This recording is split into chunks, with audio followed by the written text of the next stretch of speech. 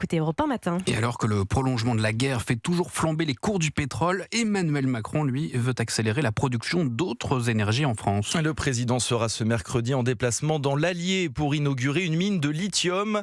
Ce nouveau projet mené par l'entreprise Imerys devrait permettre de produire d'ici 2030 34 000 tonnes d'hydroxyde de lithium et ainsi d'équiper 700 000 nouvelles voitures électriques.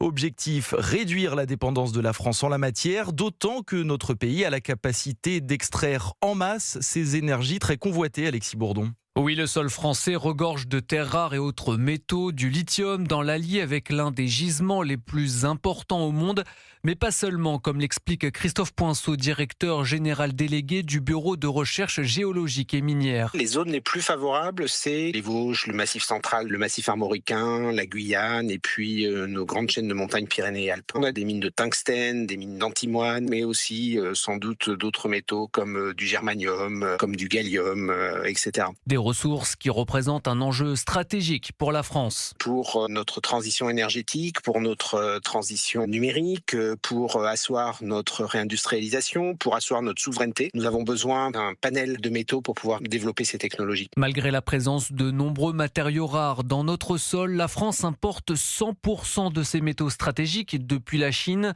faute d'infrastructures pour les exploiter. Alexis Bourdon.